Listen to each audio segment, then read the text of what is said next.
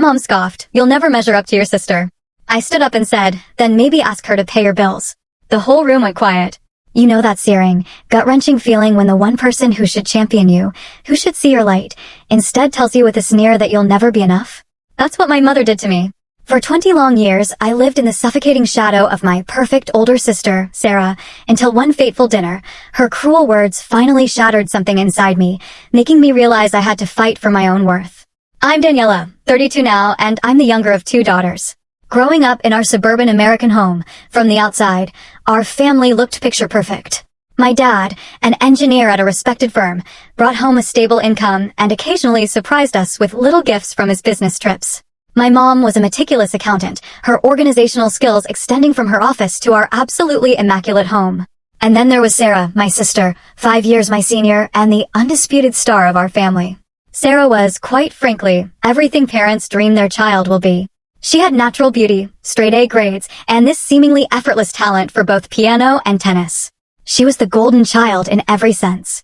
I remember teachers would light up when they learned I was Sarah Williams' little sister, immediately expecting the same brilliance from me.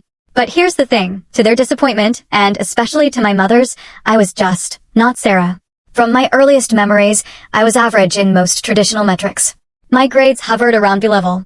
Not terrible, but certainly not spectacular. Math, in particular, was a nightmare. I'd spend hours at the kitchen table, papers scattered around me, fighting back tears as I struggled with fractions and equations that Sarah had mastered years before, at a younger age. But I had something else, a deep love for art and creativity. By age 6, I filled sketchbooks with colorful drawings, creating entire worlds with my imagination. I'd proudly present these creations to my mother, hoping for the same enthusiastic praise she showered on Sarah's achievements. I vividly remember one evening when I was 7. Sarah, 12 at the time, was performing Chopin at her piano recital. She sat so tall on that bench, her fingers dancing across the keys with a precision and emotion that completely belied her young age. The audience erupted in applause when she finished, and I saw my mother dabbing tears of pride from her eyes. The very next day, I finished a painting of our family that I'd worked on for an entire week. I carefully carried it to the living room where my mother was reading. "Mom, look what I made for you," I said, holding out my masterpiece with both hands. She glanced up briefly. "That's nice, Daniela. But why is the sky purple?" "Skies are blue, honey. And look, your father's arm is too long. You should pay more attention to proportions." I stood there, my small hands gripping the painting tighter, feeling my chest constrict. "I made the sky purple because I thought it looked pretty." "Well, it's not realistic." "Sarah was drawing perfect, still lives by your age," she replied, already returning to her book. I quietly took my painting back to my room and slid it under my bed, where many of my not-good-enough creations would eventually gather dust. My elementary school graduation day was another stark reminder of the disparity in how our achievements were viewed. I had worked hard all year and received mostly B's with a couple of A's mixed in. As we walked to the car after the ceremony, my report card in hand, my mother scanned the grades inside. "Sarah was getting straight A+s by your age, Daniela. If you just applied yourself a little more, you could do better." I remember looking at the ground, watching my shiny new graduation shoes scuff against the pavement. The pride I had felt moments before evaporated like morning dew under a harsh sun. It was my father who often served as my emotional lifeline during those years. Unlike my mother, he seemed to see me for who I was, not who I failed to be in comparison to Sarah. He would sit with me as I drew, asking questions about my creations, and sometimes even requesting specific drawings for his office. One night, after a particularly difficult day of comparisons, he came to my room and sat on the edge of my bed. "You know, Danny," he said, using the nickname only he called me, "not everyone is meant to shine in the same way. Some stars are bright and obvious, like the North Star. Others might seem less noticeable at first, but when you really look, they have colors and qualities all their own." I didn't fully understand what he meant then, but his words gave me comfort. At least one person in my family saw something valuable in me. Despite these moments of support, the consistent message from my mother, and the subtle reinforcement from extended family and teachers, was clear. I was living in Sarah's shadow, and my own light was dim by comparison. I developed coping mechanisms early. I became adept at smiling and nodding when people asked about my sister's latest accomplishment. I learned to redirect conversations away from academic comparisons. Most importantly, I built a private internal world where I promised myself that someday, somehow, I would find something I could excel at, something that would make my mother look at me the way she looked at Sarah. But as each year passed, that promise became harder to believe. The gap between Sarah's achievements and my own seemed to widen rather than narrow. And while a part of me began to accept that I might never measure up, another part still desperately yearned for my mother's approval. By the time I finished elementary school, I had developed a complex relationship with achievement and recognition. I both craved it and feared it, knowing that whatever I accomplished would inevitably be measured against Sarah's gold standard. Still, I held on to hope that middle school would be different, that I would finally find my place to shine. That hope, like many before it, would prove more complicated than my young heart anticipated. The summer before I entered 8th grade marked a significant turning point in our family dynamic. Sarah had not only been accepted to Harvard University, but she had received a full academic scholarship. Our house transformed into Celebration Central, with relatives and family friends constantly visiting to congratulate her and my parents.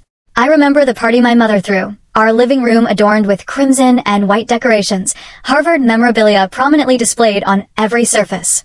As I helped arrange platters of food, I overheard my mother telling her friends, "We always knew Sarah was destined for greatness." From the moment she started talking in complete sentences at 18 months, we just knew. I was 13, awkwardly navigating the early stages of adolescence, feeling increasingly invisible. In my own home. That night, as guests fawned over Sarah, I slipped away to my room, turned up my music, and began sketching aggressively in my notebook, the pencils sometimes tearing through the paper. When school started that fall, something in me had shifted. The eager-to-please student disappeared, replaced by a girl who no longer saw the point in trying. My grades, which had never been stellar but were at least respectable, began to slide. C's and even a few D's appeared on my report cards, each one met with increasing disappointment and frustration from my mother. By mid-semester, I was called to the guidance counselor's office. To my mortification, my mother had arranged the meeting. She sat primly in one of the office chairs, her back straight, hands folded in her lap, expression grim. Daniela has always been a bit of an underachiever compared to her sister, she explained to Mr. Wilson, the counselor, as if I wasn't sitting right there. But this recent behavior is concerning.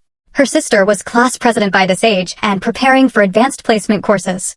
Mr. Wilson, to his credit, tried to redirect the conversation. Every student has their own journey, Mrs. Williams. Why don't we talk about Daniela's interests and strengths? But my mother wasn't interested in that conversation. The meeting ended with a behavior improvement plan that involved weekly progress reports and restricted privileges until my grades improved. It was around this time that I discovered a new outlet for my creativity and rebellion. The local community center offered weekend art workshops, and I began experimenting with urban art styles, fashion sketches, and mixed media that felt worlds away from the traditional still lifes and landscapes my mother thought constituted real art. My wardrobe gradually transformed too. Gone were the preppy outfits my mother preferred, replaced by thrift store finds, band t-shirts, and accessories that made me stand out rather than blend in. I even dyed a purple streak in my hair, a decision that resulted in a 2-week grounding and an endless lecture about respecting my appearance. What will people think? My mother lamented. Sarah never went through a phase like this. Maybe that's the problem. I shot back. Maybe I'm tired of hearing about what Sarah would do. My social circle shifted as well. I gravitated toward other creative outcasts who didn't fit the conventional mold of success. My best friend, Emily, became my lifeline during these turbulent years. With her green-tipped hair and passion for photography, she represented everything my mother disapproved of, which made our friendship all the more valuable to me. "Your mom has Sarah goggles on," Emily told me one afternoon as we sat on the bleachers after school, avoiding going home. She can't see past her perfect firstborn to realize she has another awesome daughter who is just awesome in different ways. Those words stuck with me, providing a framework for understanding the dysfunction in our family that didn't require me to be the problem. Despite my apparent academic apathy, I continued to develop my artistic skills in secret. When my high school announced a student fashion design competition during my sophomore year, I worked for weeks on my entry, staying late after school and working at Emily's house to keep it hidden from my mother. The day of the announcement, I could barely contain my excitement when my name was called as the first place winner. My design, a reimagined vintage-inspired dress with modern architectural elements, had impressed the judges from the local art college who oversaw the competition. That evening, I burst through the front door, trophy and certificate in hand, ready to finally share an achievement my mother could be proud of. "Mom," I called out, finding her in the kitchen preparing dinner. "I won first place in the design competition." She looked up from the vegetables she was chopping, her expression more confused than pleased. "The what?" "The fashion design competition at school. Look." I held out the trophy, a small figure holding a swatch of fabric aloft. She put down her knife and wiped her hands on a towel, examining my prize with a frown. "I didn't even know you entered a competition. When did you work on this? Is this why your algebra grade slipped to a C- last month?" My heart sank. "Does it matter?" "I won, Mom, out of the whole school." She handed the trophy back to me with a sigh. Daniela, if you spent half the time on your academics that you do on these art projects, you might actually have a future like your sister. Sarah was already preparing for college entrance exams by your age, not wasting time on hobbies. Something snapped inside me then. It's not a hobby. It's what I'm good at, what I love. Why can't you see that? What I see is potential being wasted, she replied coldly. These little creative projects will not get you into a good college or provide a stable future. They're not little projects to me. I shouted, my voice cracking with emotion. And maybe I don't want Sarah's future. Maybe I want my own. It was our first real confrontation, the first time I had openly challenged her vision of who I should be. I ran to my room and slammed the door, clutching my trophy and sobbing into my pillow. My father came in later, sitting quietly on the edge of my bed and placing a gentle hand on my shoulder. She just wants what's best for you, he said softly, though I could hear the doubt in his voice. No, I replied through tears. She wants what's best for Sarah. She wants another Sarah. That night marked a turning point in my relationship with my mother. The unspoken tension between us had finally found its voice, and there would be no going back to polite pretending. The situation grew increasingly strained when Sarah graduated summa cum laude from Harvard and immediately secured a position at a prestigious law firm in Boston. Once again, our home became a shrine to Sarah's achievements. Framed diploma, law firm offer letter displayed on the refrigerator, constant phone calls from relatives congratulating my parents on raising such an exceptional daughter. All the while, I was preparing for my own graduation, applying to colleges with strong art and design programs, and trying to chart a course that felt true to myself. But with each step I took toward my own future, I felt the weight of comparison growing heavier, threatening to crush the fragile sense of identity I was building. When my college acceptance letters arrived, I received good news from several art schools, including a partial scholarship to the state university's respected design program. It wasn't Harvard, but it was exactly where I wanted to be. I imagined my mother would at least acknowledge this achievement, but her response was predictably underwhelming. State University, she said, eyebrows raised as she looked over the acceptance letter. I suppose it's better than community college, though Sarah had offers from Ivy League schools across the board. I had anticipated this reaction and was surprised to find it hurt less than expected. Perhaps I was finally developing immunity to the constant comparisons, or maybe I had simply reached the limit of how much I could care about her approval. Move-in day at the university dorms brought a sense of liberation I had never experienced. My small but bright room, shared with a music major named Zoe who spent most of her time at practice rooms, became my sanctuary. For the first time, I could decorate my space exactly as I wanted, work on my designs at any hour, and exist without the looming shadow of Sarah's perfection. The first few weeks of classes were overwhelming but exhilarating. I found myself surrounded by people who thought visually, who valued creativity and original perspectives. In my Introduction to Fashion Design course, I met Professor Linda Carter, a former designer for major fashion houses who had returned to academia to nurture new talent. After our third class, she asked me to stay behind. My stomach tightened, conditioned to expect criticism when singled out by authority figures. Your preliminary sketches show real promise, Daniela, she said, flipping through my work. There's a distinctive point of view here, raw but with strong instincts for proportion and unexpected detail. I stood frozen, unsure how to respond to praise that felt so foreign.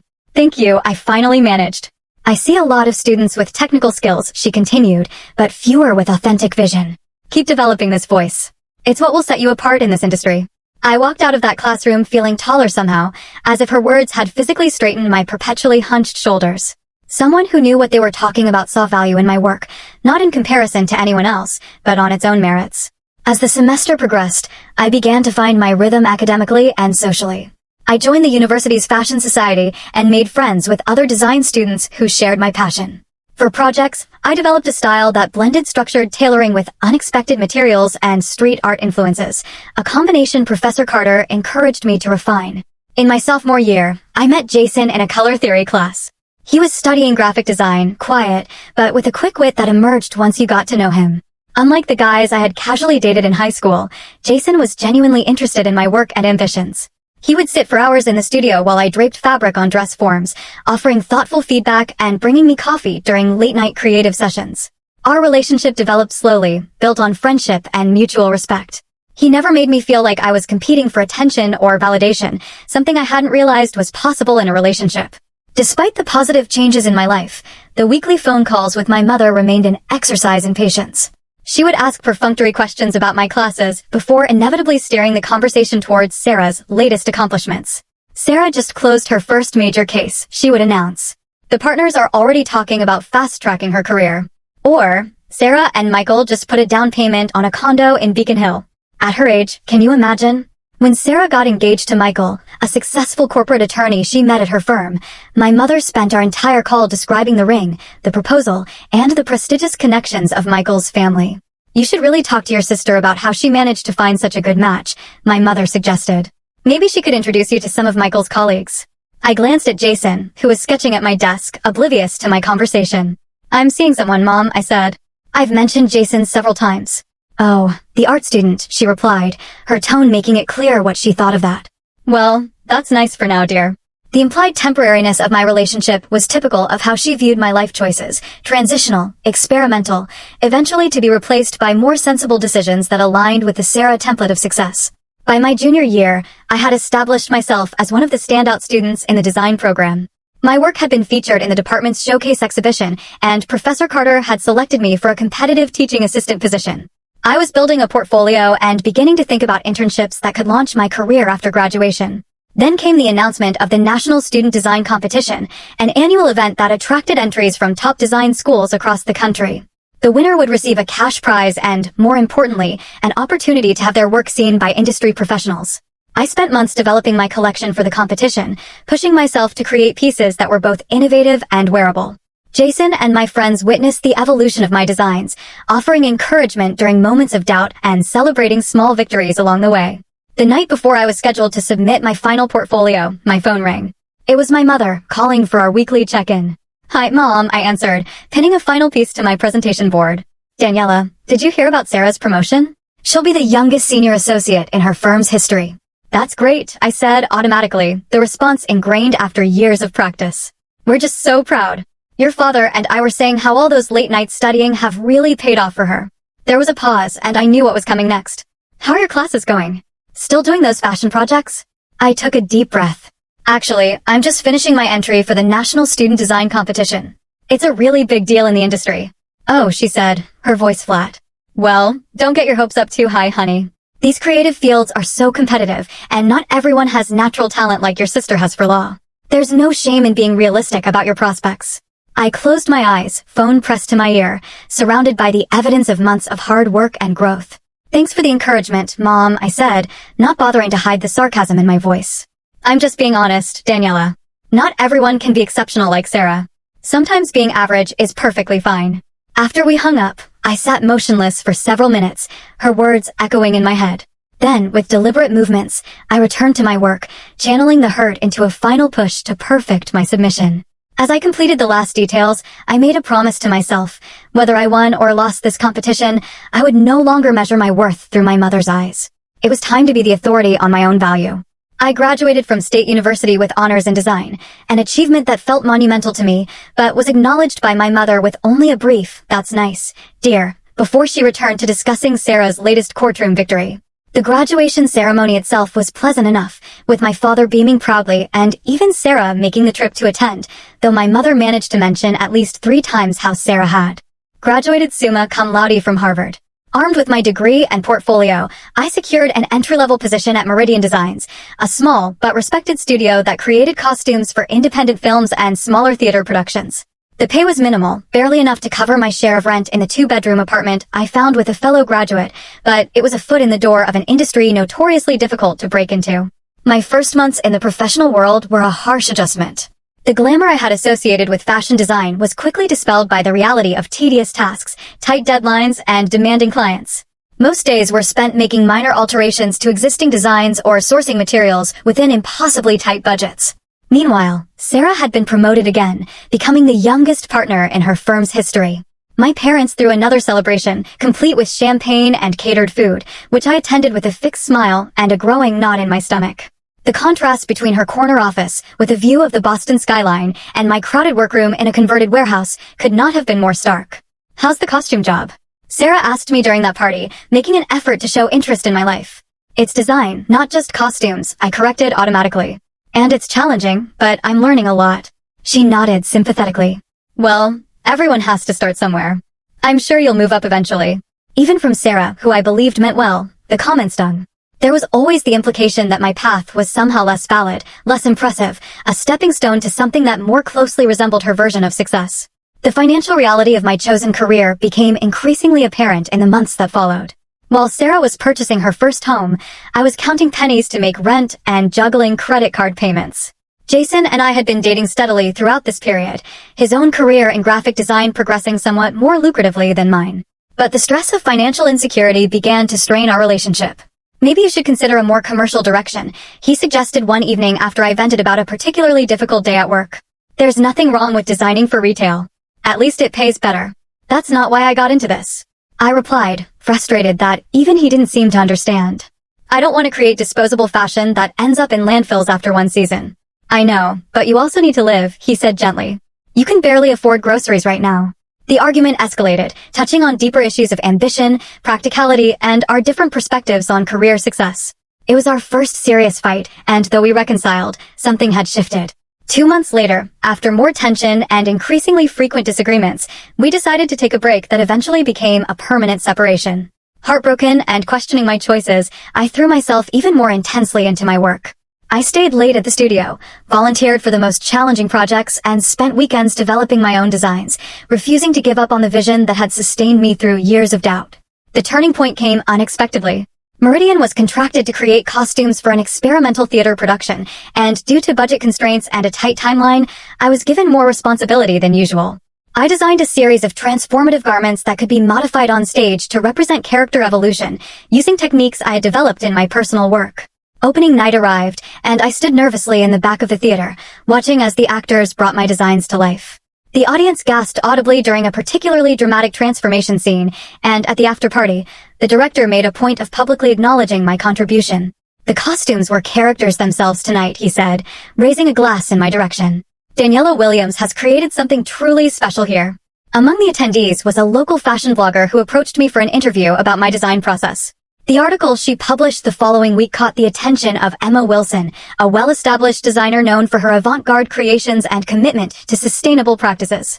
To my shock, Emma emailed me directly, expressing interest in my work and inviting me to show her my portfolio. Our coffee meeting turned into a 3-hour conversation about design philosophy, innovation, and the future of fashion. By the end, she had offered me a position on her small but influential design team.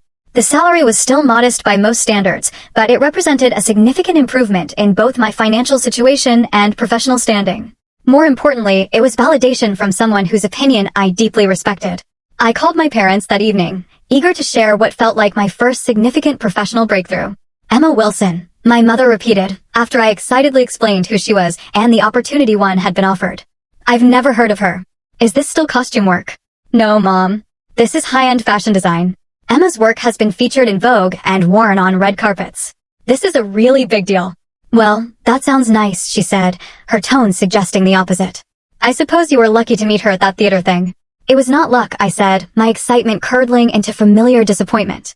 She sought me out because she was impressed by my work. My mother hummed noncommittally. Speaking of impressive work, did Sarah tell you about her latest case? She's representing that technology company in the big antitrust suit. It's been in all the papers. I ended the call shortly after, promising myself that this would be the last time I sought her approval. My father called back 10 minutes later. I just wanted to say congratulations, Danny, he said warmly. I looked up this Emma Wilson, and her designs are remarkable, different, like your work. I'm proud of you for catching her eye. His support meant everything, a small island of validation in a sea of indifference. But as I prepared to start my new position, I couldn't help wondering if I would ever stop measuring my achievements against the impossible standard of Sarah's success, or if my mother would ever see my path as anything but a pale shadow of my sister's brilliance. 6 months into my position with Emma Wilson's design team, I received an invitation that filled me with equal parts obligation and dread, my mother's 60th birthday dinner. Under normal circumstances, I might have found an excuse to send my regrets, but my father's voice on the phone had that particular tone that told me my absence would hurt him deeply. It would mean a lot to your mother, Danny, he said. Sarah and Michael are coming in from Boston. It will be the whole family together. So, I found myself on a Friday evening in early autumn, parking my second-hand car in the driveway of my childhood home, steeling myself for the inevitable comparisons and subtle put-downs that characterized family gatherings. I had brought a carefully selected gift, a vintage silk scarf in my mother's favorite colors that I had found at an estate sale and professionally restored. It was thoughtful, but within my limited budget, though I knew it would pale next to whatever extravagant present Sarah would undoubtedly provide. The house looked exactly as it always had, meticulously maintained and decorated with tasteful restraint. As I walked up the path to the front door, I could already hear voices inside, the familiar cadence of my family's conversation, bringing both comfort and anxiety. Sarah answered my knock, looking as polished and put together as ever in a tailored dress that probably cost more than my monthly rent. But her smile seemed genuine as she pulled me into a hug. "Daniela, you look great," she said, stepping back to examine me. "I love your outfit. Is that one of your designs?" I nodded, surprised by her interest. The dress I wore was indeed my own creation, a simple but distinctive piece with architectural details at the shoulders, made from repurposed vintage fabric. "The structure is amazing," she continued. "You have to tell me about your new job." Before I could respond, our mother appeared in the hallway behind Sarah. "Daniela, you're finally here," she said, moving forward to offer her cheek for the obligatory kiss. "We were about to start the appetizers without you."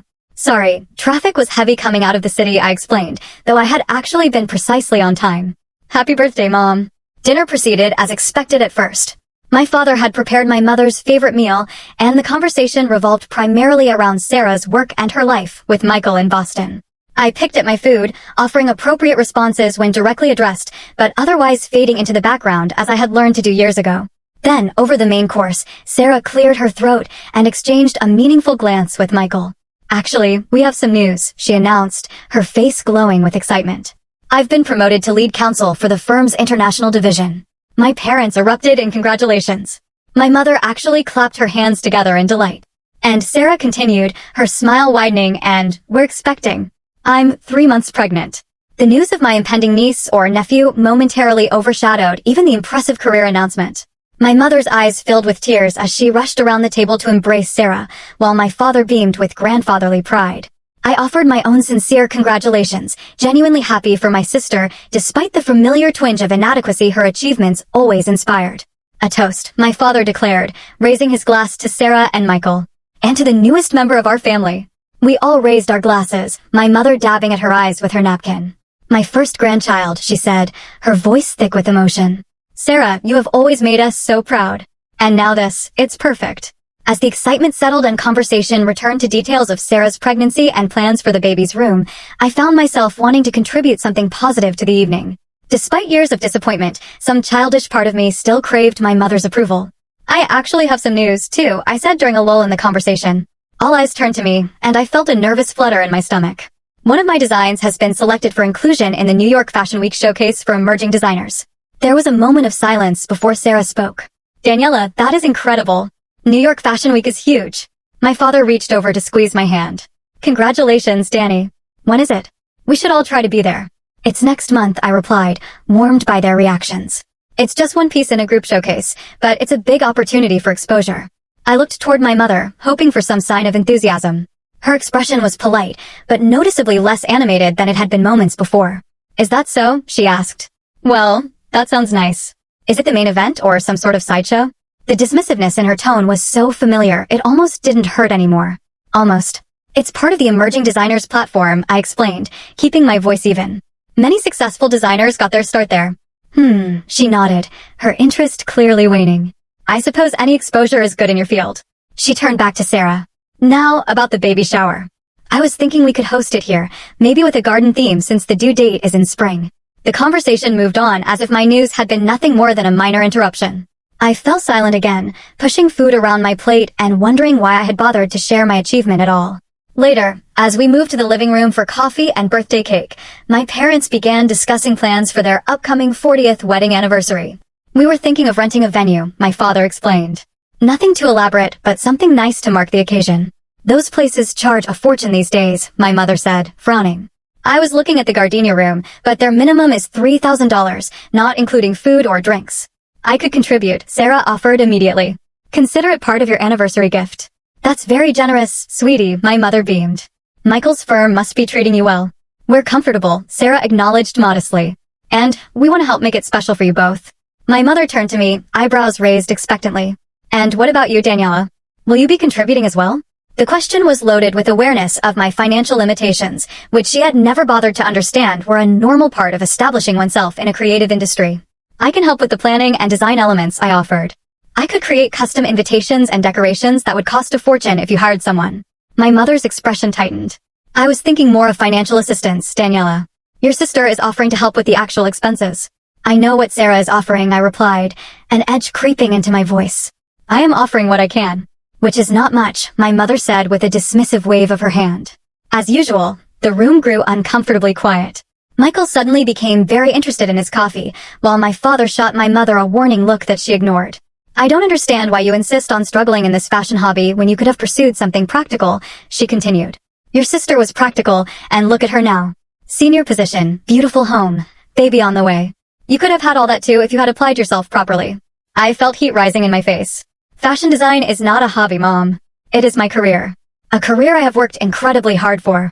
Working hard at the wrong thing is still wasted effort, she replied. Let's be honest, Daniela. You will never be as good as your sister.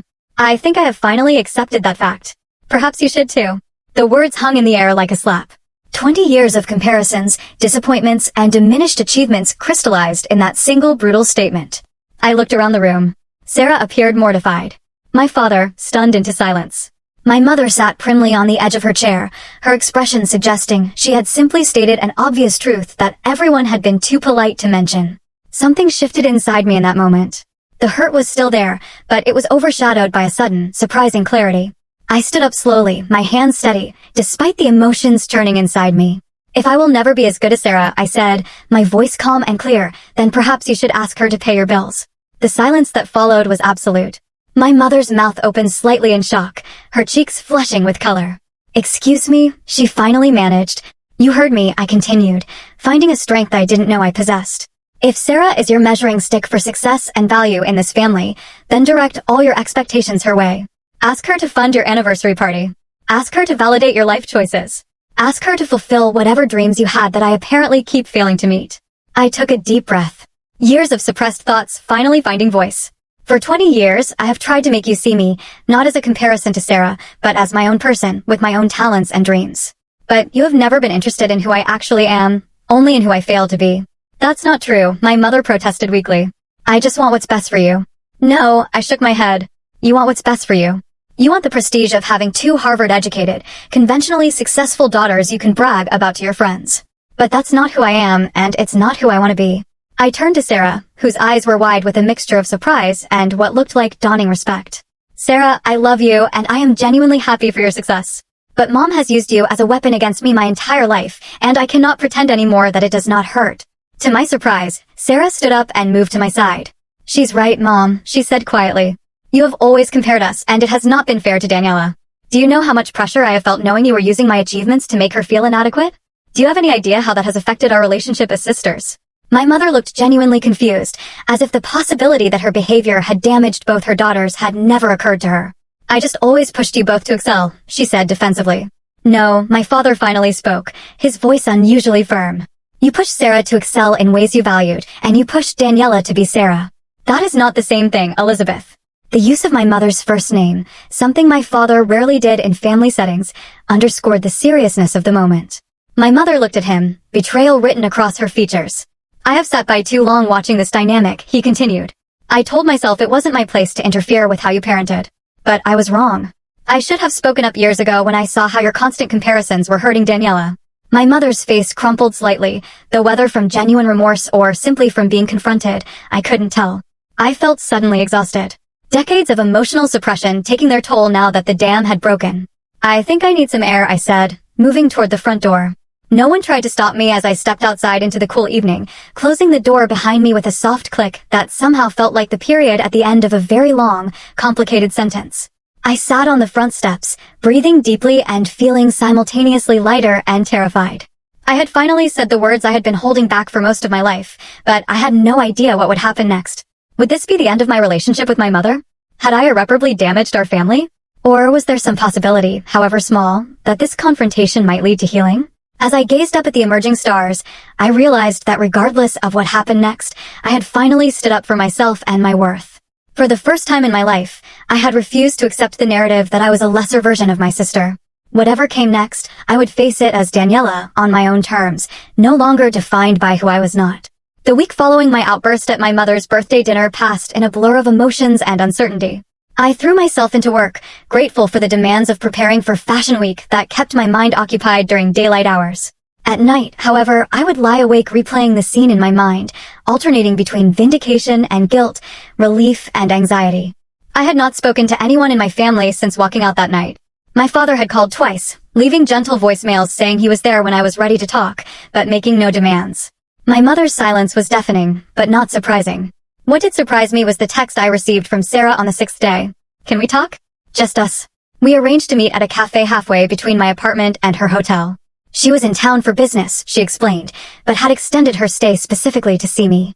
When I arrived, she was already seated at a corner table, 2 cups of coffee waiting.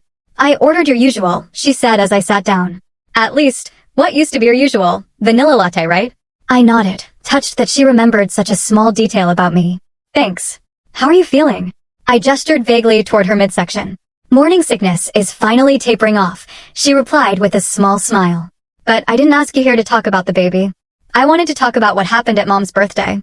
I tensed instinctively, preparing for criticism or an appeal to apologize for ruining the evening. Instead, Sarah reached across the table and placed her hand on mine.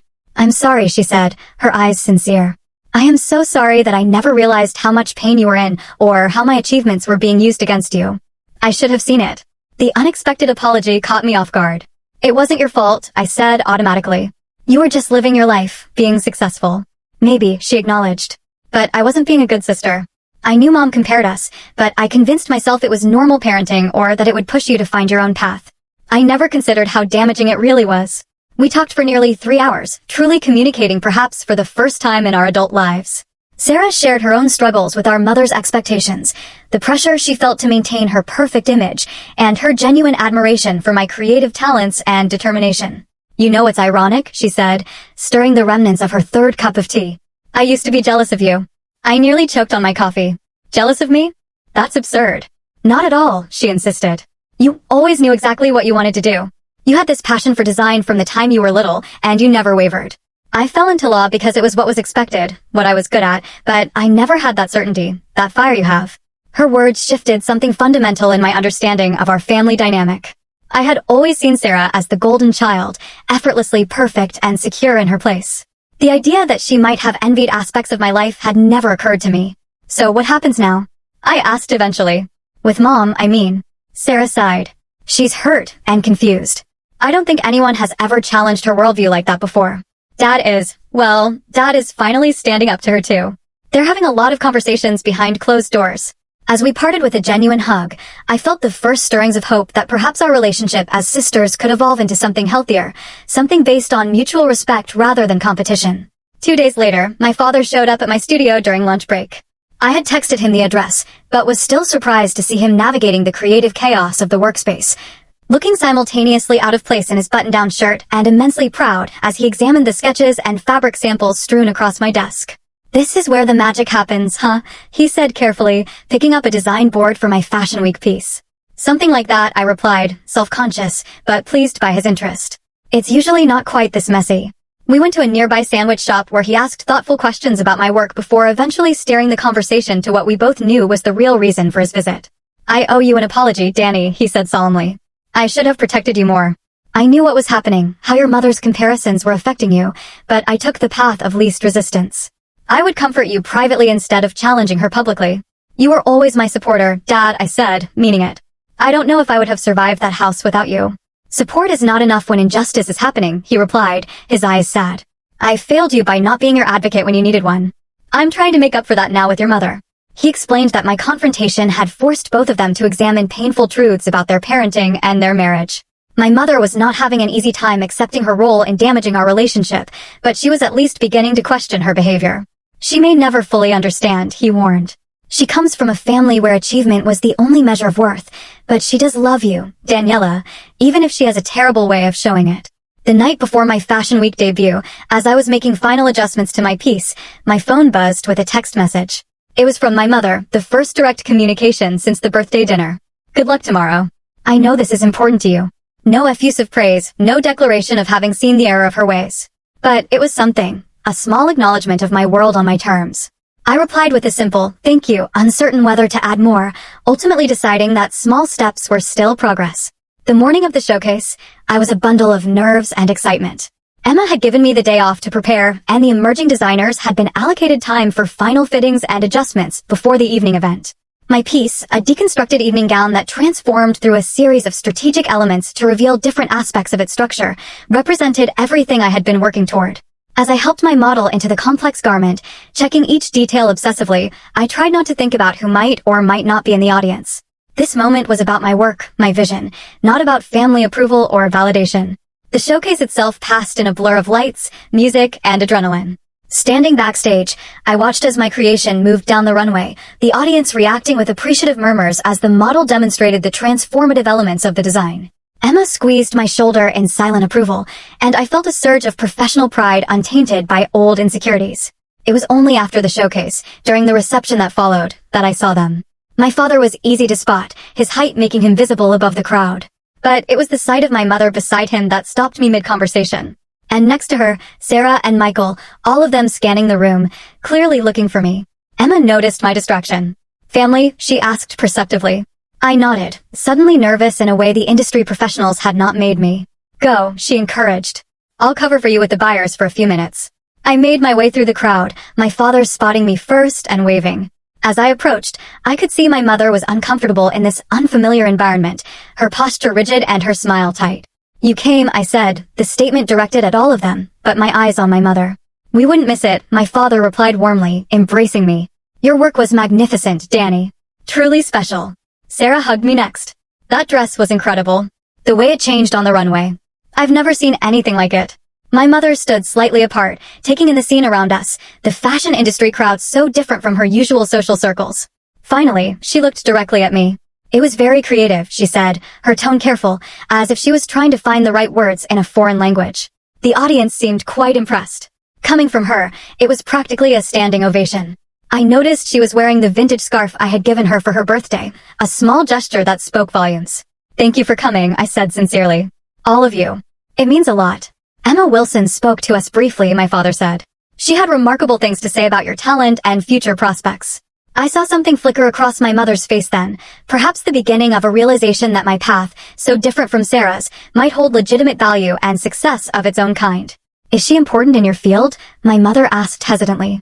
"Very," I replied, not elaborating, letting her sit with the knowledge that someone important valued my work. We didn't have a dramatic reconciliation that night. There were no tearful apologies or profound declarations of change, but as my mother prepared to leave, she paused, looking at me with an expression I had rarely seen directed my way. "Your father and I would like you to come to dinner next week," she said. "To talk, if you are willing." It was a small opening, a narrow crack in a very thick wall, but it was more than I had expected. "I'll check my schedule," I replied, neither committing nor refusing. As they left, Sarah lingered behind for a moment. "She's trying," she said quietly in her own way. The fact that she came tonight, that was a big step for her. I nodded, understanding that decades of entrenched behavior would not change overnight if they changed at all. "One step at a time," I agreed. Returning to the industry reception, I was surprised to find that the anxiety that had always accompanied thoughts of my family had diminished somewhat. Whether or not my mother ever fully accepted my choices or valued my achievements on their own terms, I had begun the process of truly valuing them myself. And perhaps that had been the most important piece all along. 1 year after my confrontation at my mother's birthday dinner, much had changed in my life.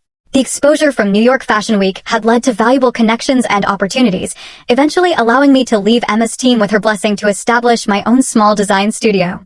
It was hardly an empire, just a modest space with 2 part-time assistants, but it was mine, built on my creative vision and determination. My designs had gained attention for their innovative structure and sustainability focus, earning features in several industry publications. The financial stability that had eluded me for so long was finally within reach, though I still lived simply compared to Sarah's lifestyle. My relationship with my family had evolved in ways both expected and surprising.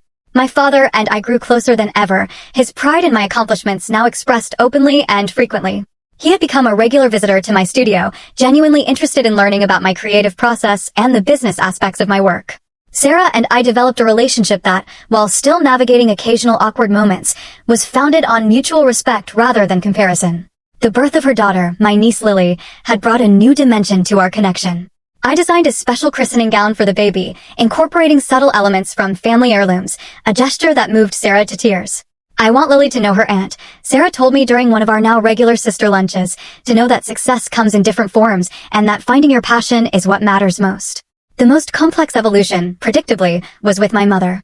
Our relationship remained a work in progress, with steps forward often followed by slides backward. The dinner she had invited me to after Fashion Week had been tense, but productive, the first of many conversations where we attempted to understand each other better. "I never intended to hurt you," she had said during that first dinner, her hands clasped tightly around her water glass. "I thought I was motivating you to achieve your potential. By constantly telling me I wasn't as good as Sarah?" I had asked, trying to keep accusation from my tone. "By showing you what was possible," she had replied, genuinely believing her logic. "Sarah set such a high standard. I thought it would inspire you." It was clear that we viewed the same experiences through fundamentally different lenses. My mother had been raised in a household where achievement was equated with love, where comparison was considered motivation rather than destruction. Breaking through decades of this conditioning was not a simple process. There were still moments when she would make thoughtless comparisons or dismiss my accomplishments in ways that stung. But there were also new moments, ones where she made visible efforts to understand my world on its own terms. She had started asking questions about design and fashion, awkwardly at first, but with increasing genuine curiosity. She had even framed a sketch I had given her, displaying it prominently in their living room alongside Sarah's law school diploma, a small but meaningful gesture of equivalence. In my personal life, an unexpected reunion had occurred. 6 months after Fashion Week, I had literally bumped into Jason at an art exhibition, spilling his drink in a scene straight out of a romantic comedy. The years apart had matured us both, his career as a graphic designer having flourished. While he developed a greater appreciation for pursuing passion over practicality, I was wrong before, he admitted during our first dinner catching up. "I told you to compromise your vision for security, but watching you build something true to yourself has been inspiring. I should have supported you better." Our relationship rekindled slowly, both of us cautious after our previous ending. But there was a depth and understanding now that had been missing before. He understood my work ethic, my need to create on my own terms, and I appreciated his stability and thoughtfulness in ways my younger self had taken for granted. The most profound change, however, was internal. The confidence that had begun to emerge the night I finally stood up to my mother had grown stronger with each passing month. I no longer measured my worth through comparison to Sarah or anyone else. I had built a life that reflected my values and vision, one where success was defined by creative integrity and personal fulfillment rather than external metrics. This new self-assurance allowed me to recognize that Sarah, too, had been a victim of our mother's expectations in her own way. The perfect daughter role had come with its own pressures and constraints. Our conversations revealed how she had sometimes envied my artistic freedom while feeling trapped by the very success that had earned our mother's approval. Learning to forgive my mother was perhaps the most challenging aspect of my journey. Not because she had made a complete transformation, but because I came to understand that true forgiveness was not about erasing the past or pretending the hurt never happened. It was about releasing its power over my present and future. "You don't forgive for the other person," my therapist had explained during one of the sessions I had finally allowed myself to pursue.